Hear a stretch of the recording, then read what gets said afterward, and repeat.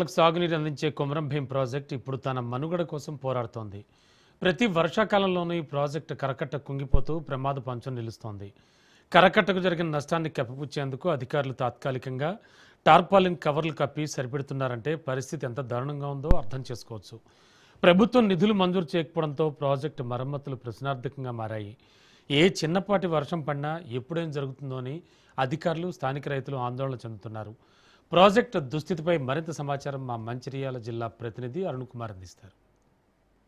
జిల్లాలోని కొమరం భీం ప్రాజెక్ట్ అయితే ప్రమాద పంచుల్లో ఉన్నది. ముఖ్యంగా కూడా కొమరం భీం ప్రాజెక్టుకు సంబంధించి కూడా 2011లో కూడా అప్పటి కాంగ్రెస్ ప్రభుత్వం, ఉమ్మడి రాష్ట్రంలో అప్పుడు కాంగ్రెస్ ప్రభుత్వం కూడా ఈ ప్రాజెక్టును నిర్మించడం జరిగింది. ఏదైతే 45,500 ఎకరాలకి సాగునీరు అందించడం కోసం అయితే 10 టీఎంసీల సామర్థ్యంతో కూడా ఈ ప్రాజెక్టును అయితే నిర్మించింది. ఈ ప్రాజెక్టును ఏదైతే నిర్మించినప్పటికీ కూడా పూర్తి స్థాయిలో రైతులకైతే సాగునీరుకైతే నీరు అందేటువంటి పరిస్థితి లేదు. మొత్తం కూడా ఈ ప్రాజెక్ట్ అంతా కూడా కృంగిపోయింది. ఏదైతే కట్ట ఏదైతుందో ప్రాజెక్టు సంబంధించినటువంటి కరకట్ట కూడా కృంగిపోయింది. ప్రతి సంవత్సరం వర్షాకాలంలో కూడా ఇది ప్రమాద పంచుల్లో ఉంటుంది. ముఖ్యంగా కూడా మనం కొమరం భీం ఆసిఫాబాద్ జిల్లాకు సంబంధించి కూడా కొమరం భీం ప్రాజెక్టు వద్ద ఉన్నాయి. ఈ ప్రాజెక్టులో మనం చూడొచ్చు, కట్టకు సంబంధించి మన కరకట్టకు సంబంధించి మొత్తం కూడా ఒక పక్క కూలిపోయినటువంటి పరిస్థితి, మొత్తం కూడా కూలిపోయింది. గత 10 సంవత్సరాల క్రితం అదే గత ప్రభుత్వం ఏదైతే బీఆర్ఎస్ ప్రభుత్వం హయాంలో కూడా ఏదైతే ఈ ప్రాజెక్టు మరమ్మతులకు నిధులు కేటాయించలేదు. అదేవిధంగా కూడా ఈ ప్రభుత్వం ఏదైతే కాంగ్రెస్ ప్రభుత్వం కూడా అధికారంలోకి వచ్చి 2.5 ఏళ్ళు గడుస్తున్నా కూడా ఇప్పటివరకు అయితే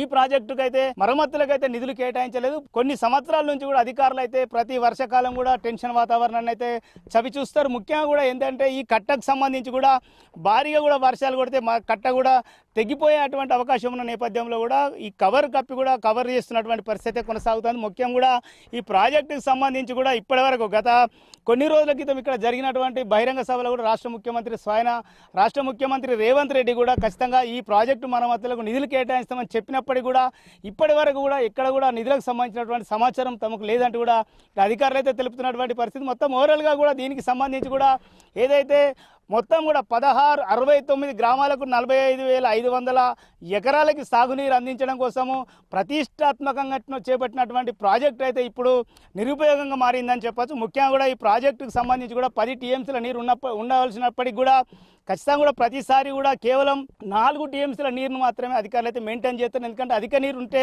కట్ట తెగిపోయే అవకాశం ఉన్న నేపథ్యంలో కూడా అధికారులు ఇబ్బందులకు గురవుతూ ఉన్నారు. ముఖ్యంగా కూడా గత అనేక సార్లు కూడా ప్రభుత్వాల దృష్టికి తీసుకెళ్లినా కూడా, పై అధికారుల దృష్టికి తీసుకెళ్లినా కూడా ఇప్పటివరకు అయితే ఈ మరమ్మతులకు సంబంధించి కూడా ఎక్కడ కూడా నిధులు కేటాయించలేదని అయితే తెలుస్తూ ఉన్నది. ముఖ్యంగా కూడా ప్రతి వర్షాకాలం కూడా ఇదే పరిస్థితి నెలకొంటుంది. మొత్తం కూడా ప్రతి వర్షాకాలం కూడా అధికారులు వాతావరణం ఏదైతే భారీ వర్షాలు కురిస్తే కూడా ఖచ్చితంగా కూడా ప్రమాదం అంచులో ఉంటుంది. ఖచ్చితంగా దాని విషయంలో కూడా కరకట్టకు సంబంధించి కూడా కవర్లు కప్పి కూడా ఈ కట్టనైతే మొత్తం కూడా కవర్ చేస్తున్నటువంటి పరిస్థితి ఉన్నది భారీగా.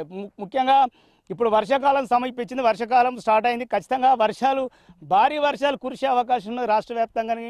ఒక పక్క వాతావరణ శాఖ హెచ్చరించిన నేపథ్యంలో కూడా అధికారులు అయితే మళ్ళీ కూడా కవర్లను అయితే దీని ఏదైతే కట్టపై కూడా కప్పి దానికి మొత్తం కూడా దాన్ని లేవకుండా కూడా రాళ్ళు పెట్టి కూడా దీన్ని కాపాడుతున్నటువంటి పరిస్థితి దీన స్థితిలో మనం చూస్తున్నాం. దీనికి సంబంధించి కూడా మొత్తం కూడా ఇంత పెద్ద ప్రాజెక్టుకు సంబంధించి కూడా రైతులకు సాగునీరు అందించడం కోసం ఏదైతే నిర్మించినటువంటి ప్రాజెక్టు ఇలా రైతులకు కూడా ఎక్కడ కూడా సాగునీరు అందేటువంటి పరిస్థితి. ఒక పక్కనేమో ఈ నీటి సామర్థ్యం తక్కువ, అంటే 10 టీఎంసీల నీరు ఉండవలసింది కేవలం 4 టీఎంసీలనే మెయింటైన్ చేస్తారు. అదేవిధంగా కూడా మరొక పక్క కాలువలు ఏదైతే ఎడమ కుడి కాలువలు సరిగా లేకపోవడంతో కూడా నీళ్లు కూడా ఎక్కడెక్కడ నిలిచిపోయినాయి. ముఖ్యంగా కూడా రైతులు, ఈ ప్రాంత రైతులు ఖచ్చితంగా తమకు ఏదైతే సాగు పంటలు సాగు చేసుకోవడానికి అనుకూలంగా ఉంటుంది అనుకున్నప్పటికీ కూడా ఎక్కడ కూడా వాళ్ళకి ఈ ప్రాజెక్ట్ అయితే కలిసి రాలేదు. ముఖ్యంగా కూడా వ్యవసాయ ఆధారంపై ఏదైతే వర్షం ఆధారం మీదనే కూడా ఇక్కడి రైతులైతే మొత్తం కూడా పంటలను అయితే సాగు చేస్తారు. ఏదేమైనప్పుడు కూడా మొత్తం కూడా మనం